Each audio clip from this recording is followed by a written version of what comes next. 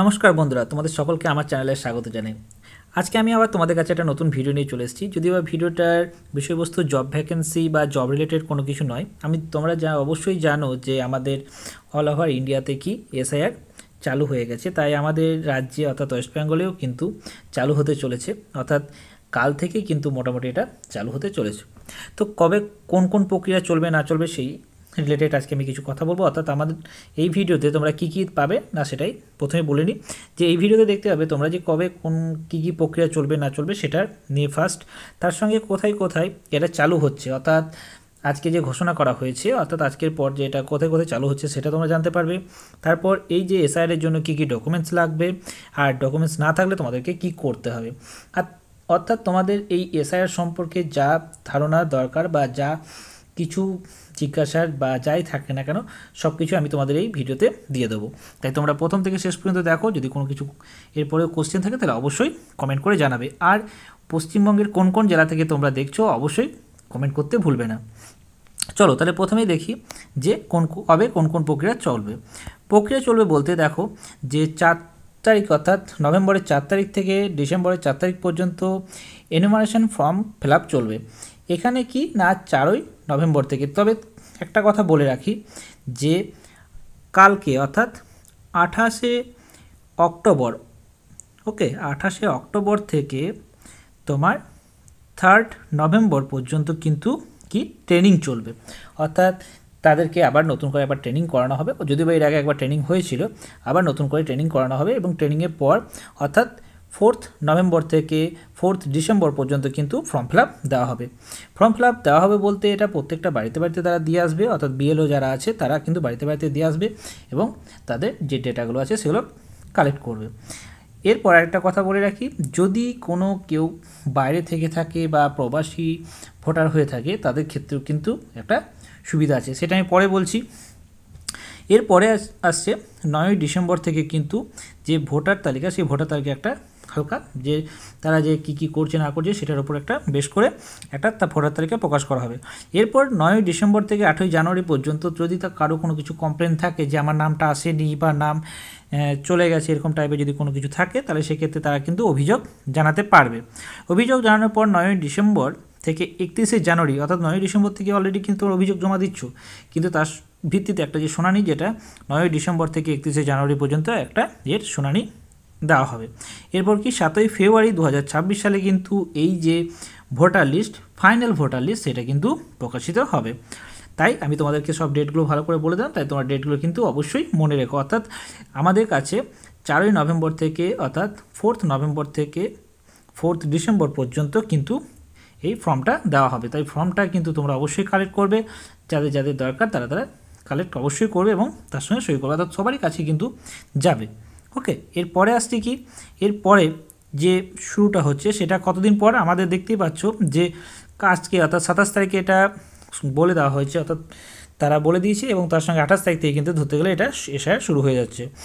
এটা হচ্ছে এর আগে হয়েছিল কত সালে, এটা 2002 সালে হয়েছিল এবং তার 23 বছর পর কিন্তু আবার নতুন করে এসআইআর হচ্ছে। এসআইআর কিন্তু এটা কারা করছে, এটা করছে আমাদের যে নির্বাচন কমিশন অর্থাৎ ইলেকশন কমিশন, এটা করে থাকছে। কাল থেকে অর্থাৎ 28শে অক্টোবর থেকে কিন্তু অল টোটাল 12টি রাজ্যে এসআইআর চালু হচ্ছে। সেই তালিকার মধ্যে কারা কারা রয়েছে দেখে নাও। তো রয়েছে গোয়া আছে, গুজরাট, কেরল, লাক্ষাদ্বীপ, তারপর তামিলনাড়ু, মধ্যপ্রদেশ, পুদুচেরি, আন্দামান নিকোবর, ছত্তিশগড়, রাজস্থান, উত্তরপ্রদেশ, এসব জায়গায় আছে। তবে তারা একটা কথা বলে দিয়েছে, ইলেকশন কমিশন বলে দিয়েছে যে আধার কার্ড কিন্তু আমাদের পরিচয়পত্র হিসেবে কিন্তু সেটাকে মান্যতা দেবে। তাই এইগুলোই হচ্ছে যে তোমার এই 12টি রাজ্যে কিন্তু এখন এই মুহূর্তে কী হচ্ছে না আমাদের এই এসআইআরটা চালু হচ্ছে। আর এখানে একটা কথা বলে রাখি, এখানে এই পর্যায়টাতে অর্থাৎ এই পর্যায়ে কিন্তু আসামের ক্ষেত্রে কোনো রকম কোনো এখনও এসআইআর হচ্ছে না, এটা পরবর্তী পর্যায়ে হবে। এবার নেক্সট আসছি কি এসআইআরের জন্য। এসআইআর যখনই হচ্ছে অর্থাৎ আজকে রাত, অর্থাৎ সোমবার আজকে রাত থেকে কিন্তু ভোটার কার্ড ফ্রিজ করে দেওয়া হয়, অর্থাৎ ভোটার কার্ডে কিন্তু কোনো রকম কোনো কাজ হবে না।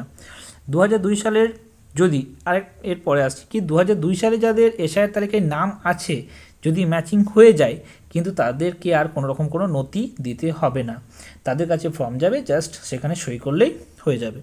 অর্থাৎ তাদের কোনো রকম কোনো কিছু নথি দেখাতে হবে না, জাস্ট তাদের কাছে সই করতে হবে শুধুমাত্র ফর্মটাতে। নেক্সট আসছে কি 28শে অক্টোবর অর্থাৎ মঙ্গলবার থেকে কিন্তু বিএলও কর্মীদের ট্রেনিং শুরু হবে। অর্থাৎ আগে আমি বললাম যে 28শে অক্টোবর অর্থাৎ কাল থেকে কিন্তু ট্রেনিং যারা বিএলও আছে তাদের কিন্তু ট্রেনিং দেওয়া হবে।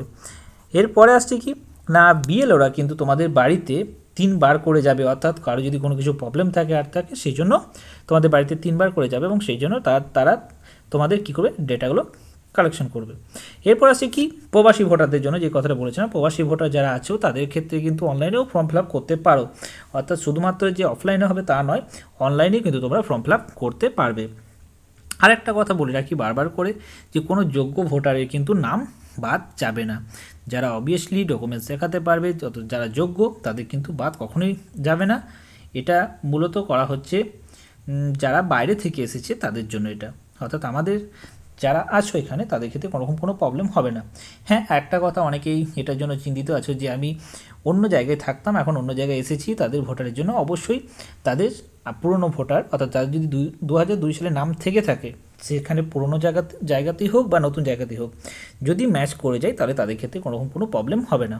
ওকে, তাই তোমরা যদি ভাবো যে ওটার জন্য খুব টেনশন আছে তাহলে টেনশন কোনো কিছু নয়। পুরনো ভোটারের কিছু না কিছু ডকুমেন্টস তোমার কাছে থাকবেই, বা পুরনো তুমি জায়গাতে যে জায়গায় আছো তারও কিছু ডকুমেন্টস থাকবে। কী কী ডকুমেন্টস লাগবে সেটা আমি পরে আসছি, যদিও তোমাদের এটুকু জাস্ট বললাম। এবার দেখো পশ্চিমবাংলায় যে শুরু হচ্ছে তার জন্য নথিপত্র কি, এখানে যে যারা জন্ম হচ্ছে 1987 সালের 1 জুলাইয়ের আগে তাদের ক্ষেত্রে কিন্তু 11টি নথির মধ্যে কিন্তু যে কোনো একটা থাকবে, তার সঙ্গে কী হচ্ছে না 2002 সালের লিস্টে নাম থাকলে তার একটা জেরক্স লাগবে, এই দুটোর মধ্যে যে কোনো একটা লাগবে। এবার কি বৈধ নথিপত্রের তালিকা কি, যে টোটাল যে আমি তোমাদেরকে বলছি 11টা, সেই 11টা সেটা বলছি, সেটা পরে আসছি। আরেকটা কি 2002 সালে যারা 1 জানুয়ারির পরে যারা জন্মগ্রহণ করেছে, অর্থাৎ কি না 2002 সালের ক্ষেত্রে তাদের নাম নেই, তাদের ক্ষেত্রে কী হবে না নিজের সাপেক্ষে ক্ষেত্রে একটা যে কোনো প্রমাণ দিতে হবে, অর্থাৎ 11টার মধ্যে যে কোনো একটা প্রমাণ দিতে হবে। তার সঙ্গে কি না যাদের অলরেডি 2002 সালে কী ছিল নাম ছিল, অর্থাৎ কি বাবা মায়ের 11টি প্রয়োজনীয় নথিপত্রের মধ্যে যে কোনো একটা লাগবে, এবং যে ভোটার কার্ড যে অর্থাৎ 2002 সালে যে ভোটার লিস্টটা ছিল সেই ভোটার লিস্টে বাবা মায়ের যেখানে নামটা থাকবে সেই পেজটাকে কী করতে হবে জেরক্স করতে হবে, এবং নিজের জন্ম প্রমাণ সেখানের সঙ্গে অর্থাৎ নিজের বার্থ সার্টিফিকেট ওখানে দিতে হবে। অর্থাৎ কি বাবা মায়ের তো নাম 2002 সালে থাকছেই, তাই সেই পেজটার জেরক্স তার সঙ্গে তোমার অর্থাৎ যার 2002 সালের পরে জন্ম তার জন্ম সার্টিফিকেট ওখানে দিতে হবে। এরপরে যে লাস্ট আমি তোমাদের কথাটা বলবো সেটা হচ্ছে যে 11টা নথিপত্র কী কী তোমাদের লাগবে। এখানে বলতে চাইছি 11টা নথির মধ্যে কী কী হচ্ছে, একটা হচ্ছে তুমি যদি সেন্ট্রালে বা রাজ্য সরকারের কোনো কিছু কাজ করে থাকো, তার পেনশন পেয়ে থাকো, তার পরিচয়পত্র তোমার থাকলেই হবে, সেটা হচ্ছে ফার্স্ট নথি। সেকেন্ড হচ্ছে কি 1987 সালের 1 জুলাইয়ের আগে ব্যাংক বা পোস্ট অফিস বা LIC কোনো কিছু কাগজ যদি থেকে থাকে সেটা একটা হচ্ছে যে তোমার নথি বা ডকুমেন্টস। এরপরে আসছে কি জন্ম শংসাপত্র অর্থাৎ তোমার বার্থ সার্টিফিকেটের একটা, সেটা হচ্ছে একটা ডকুমেন্টস। তারপর হচ্ছে পাসপোর্ট নাম্বার, তারপর হচ্ছে কি 5 নম্বর হচ্ছে মাধ্যমিক বা তার থেকেও যদি কোনো রকম কোনো হায়ার এডুকেশনে কোনো কিছু সার্টিফিকেট থেকে থাকে সেটা একটা হবে।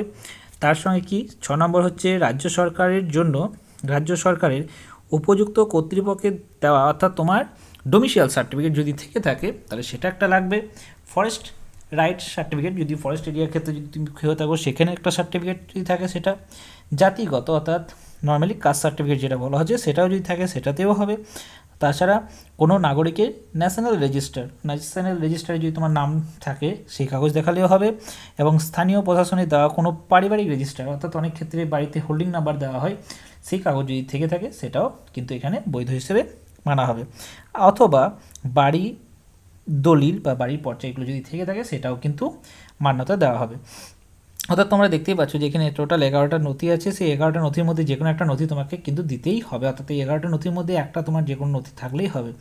তার সঙ্গে তোমার যদি 2002 সালের লিস্টে নাম থেকে থাকে তাহলে সেই নামের লিস্টের বা তার জেরক্সটা অবশ্যই লাগবে। এবার একটা তোমাদের কথা বলে রাখি, তোমাদের যদি 2002 সালের ভোটার লিস্ট যদি তোমাদের ডাউনলোড করতে অসুবিধা হয় তাহলে অবশ্যই আমাকে কমেন্ট করে জানিও। যদি কমেন্ট করতে সেখানে আমি আমার ফোন নাম্বারটা দিয়ে দেবো, সেখানে তোমরা হোয়াটসঅ্যাপে হাই লিখে পাঠাবে এবং কোন জায়গা তোমরা নিতে চাইছো সেটা লিখে পাঠাবে, আমি তোমাদেরকে সেখানকার ভোটার লিস্ট পাঠিয়ে দেবো। তাই তোমাদেরকে যদি কোনোরকম কোনো প্রবলেম হয় অবশ্যই কমেন্ট করো। যদি আমার এই ভিডিওতে তোমাদের আশা করি কোনো রকম কোনো আর কোশ্চেন থাকার কথা নয়, বা এইসব সম্পর্কে যদি জানতে থাকার বা কোনো রকম কোনো প্রবলেম যদি থাকে তাও তো অবশ্যই আমাকে কি কমেন্ট করে জানিও, অবশ্যই আমি তোমাদেরকে রিপ্লাই দেবো। যদি আমার এই ভিডিওটা তোমাদের ভালো লেগে থাকে তাহলে অবশ্যই লাইক শেয়ার কমেন্ট করে দিও এবং সঙ্গে সাবস্ক্রাইব করে দিও। Thank you.